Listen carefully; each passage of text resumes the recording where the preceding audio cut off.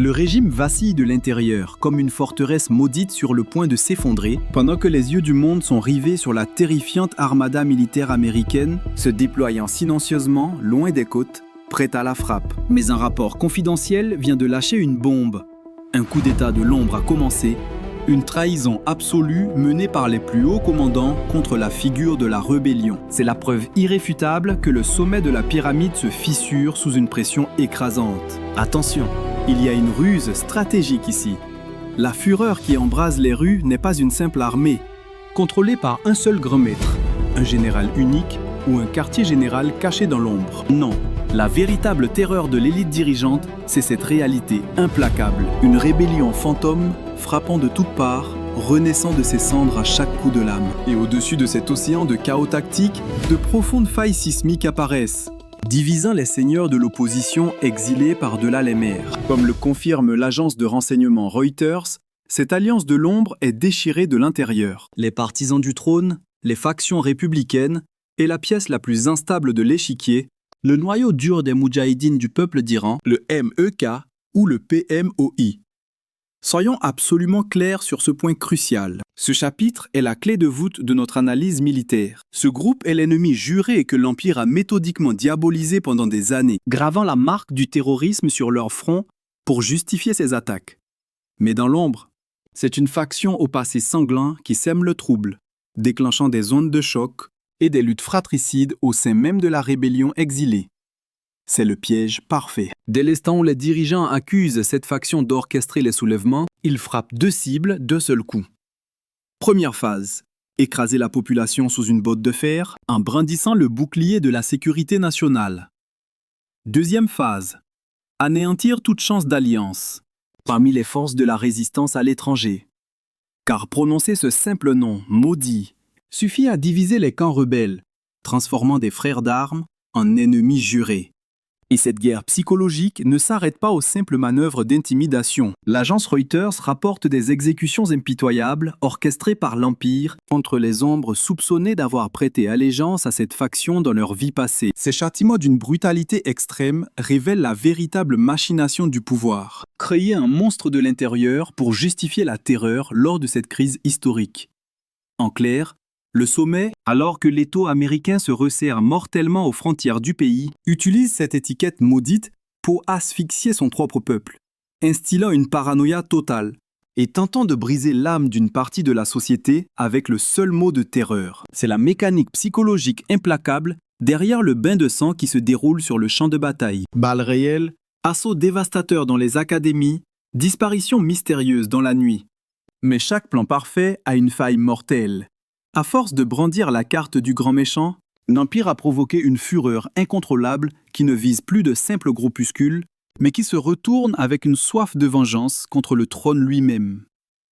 Car le peuple a compris, l'économie est en ruine, la tyrannie atteint un niveau critique. La couronne tremble face à une lutte de succession sans précédent, et l'élite continue de mentir, blâmant des complots étrangers ou des fantômes destructeurs. Mais attention à cette révélation. Que ces rumeurs de coup d'État fassent partie d'une illusion ou d'une terrifiante réalité, le simple fait que les seigneurs de guerre s'entredéchirent en public prouve une chose glaçante. L'étroitesse effrayante du couloir dans lequel le système du chef suprême est piégé, face à l'ombre écrasante de la guerre. À l'extérieur, le chaos des manifestations. À l'intérieur, une guerre mortelle pour le trône. Cette trinité de désastres forme la tempête parfaite. Une crise de niveau calamité, impossible à endiguer. Ces secrets explosifs éclatent au grand jour, alors que le troisième jour de révolte embrase le pays. Acculé dans l'ombre, le régime déploie sa stratégie la plus vicieuse. La terreur absolue. Le réseau s'étend déjà. Jusqu'au cœur de Londres, un fanatique de cette dictature menace ouvertement de frapper des innocents occidentaux. L'alerte rouge est déclarée. L'onde de choc est totale. Décortiquons ensemble cette toile de conspiration, en commençant par le rapport d'insurrection. La fuite provient du Figaro, une source de renseignement d'élite sur le continent européen. Le dossier dévoile une trahison impensable. L'ancien souverain de la nation lui-même, Hassan Rouhani, allié au maître de la diplomatie, Mohammad Javad Zarif. Ces deux-là ne sont pas de simples pions sur l'échiquier politique. Rouhani a régné pendant 8 longues années et Zarif a forgé l'accord nucléaire de 2015. Ces titans de l'ombre ont rendu leur jugement. Le guide suprême doit tomber. Le plan d'exécution était verrouillé pour le 7 janvier, juste avant qu'un bain de sang n'emporte des milliers d'âmes. La ville sacrée de Qom avait même béni ce coup d'État. Plus terrifiant encore, l'élite militaire secrète avait infiltré le complot de l'intérieur. Une stratégie militaire d'une précision diabolique. La victoire était à portée de main, mais la machine s'est enrayée brutalement.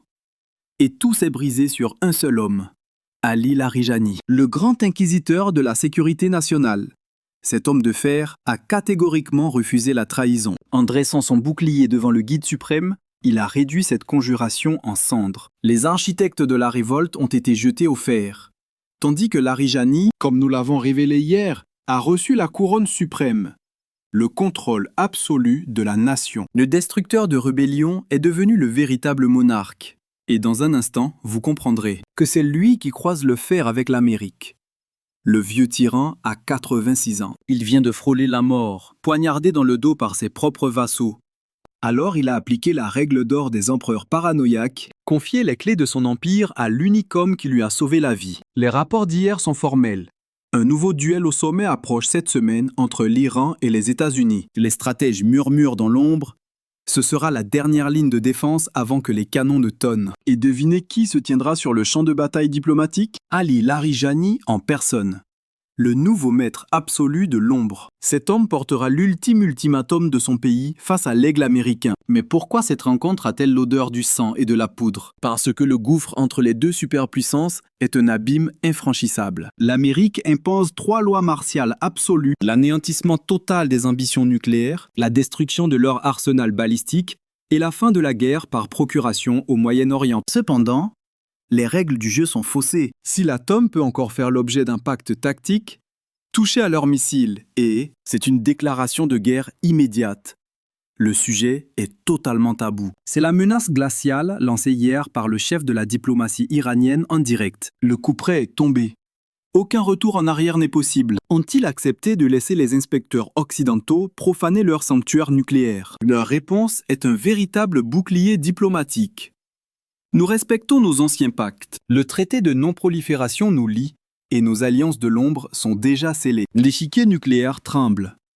Parlons de ces fameux accords de sécurité avec l'Agence internationale de l'énergie atomique. Officiellement, ils affichent un sourire de façade et promettent une coopération totale. Sous certaines conditions très strictes, ils pourraient même accepter les clauses additionnelles du traité de non-prolifération. Un système de surveillance absolue / une mécanique implacable qui sur le papier semble acceptable pour tous. Le message envoyé est clair. Téhéran ouvre la porte aux négociations sur son arsenal destructeur. Mais voilà le piège mortel. L'Amérique exige le contrôle des missiles balistiques. Résultat, une impasse stratégique absolue. Et dans l'ombre, il n'y a pas que l'oncle Sam qui fourbit silencieusement ses armes. L'Iran aiguise aussi ses lames. Les deux superpuissances se préparent à l'effondrement inévitable des pourparlers. La machine de guerre iranienne se met en marche. Et voici leur terrifiante stratégie de l'ombre. Première étape de cette machination, un contrat d'armement top secret qui vient tout juste de fuiter. En décembre dernier, Téhéran a scellé un pacte obscur avec l'ours russe. Un transfert massif évalué à 500 millions d'euros, c'est-à-dire près de 590 millions de dollars. Une montagne d'or pour forger un nouveau bouclier. Le plan est redoutable. Moscou va livrer, d'ici 3 ans, 500 systèmes anti-aériens portatifs Verba, des lanceurs mortels couplés à 2500 missiles.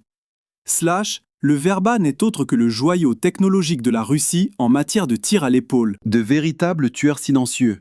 Une technologie à guidage infrarouge conçue pour traquer la chaleur sans jamais relâcher sa proie. Leur cible privilégiée, missiles de croisière, avions en razmotte, et drones furtifs. Une toile d'araignée d'acier et de feu. Mais attention, chers stratèges. Il y a une faille majeure dans ce plan machiavélique. Les rapports interceptés sont formels. Ce redoutable arsenal ne touchera pas le sol iranien avant 2027. Un déploiement lent et tortueux, qui s'étirera jusqu'en 2029. L'Iran, cependant, transpire d'impatience. Leurs généraux espèrent des livraisons anticipées.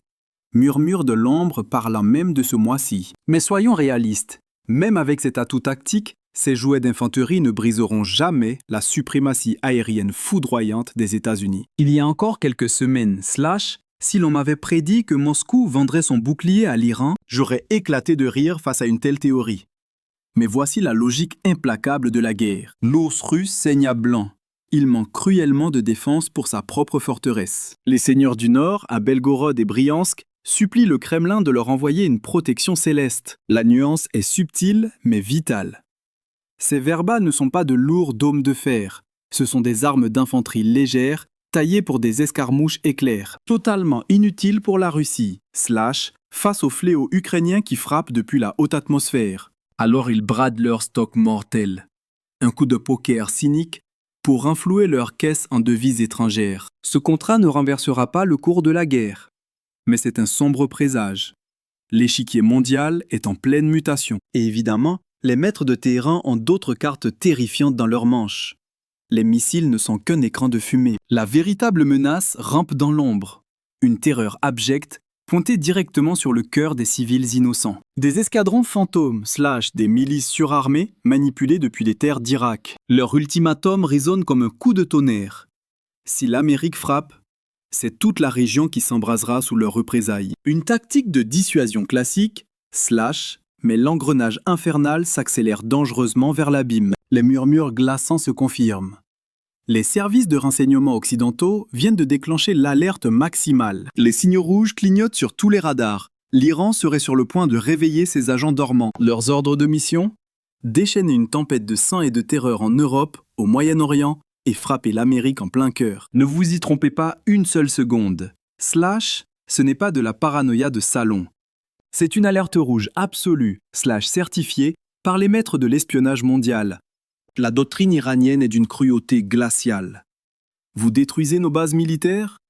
Nous traquerons vos citoyens dans chaque rue du globe. L'arrogance est telle, que leurs fanatiques crachent leurs menaces au gros jour sans l'ombre d'une honte. Prenez cet extrémiste, confortablement installé à Londres.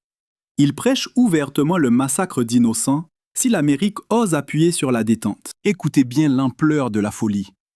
Pendant que leur guide suprême évoque froidement un conflit régional, les architectes de l'ombre du régime détaillent déjà leur apocalypse urbaine. Leur plan macabre, pulvériser le mythique Burj Khalifa et noyer tout l'empire financier de Dubaï dans un océan de cendres. De plus, ces stratèges de l'ombre devraient avouer comment ils trouvent le sommeil, en imaginant l'anéantissement total des réserves d'eau de Dubaï. Leur seul regret tactique ? Que le froid de l'hiver gâche leur scénario macabre. Sinon, sous une chaleur infernale de 50 degrés, les habitants supplieraient pour une simple goutte d'eau. Voilà la propagande terrifiante et millimétrée exigée sur les chaînes de télévision d'État. L'ordre est clair.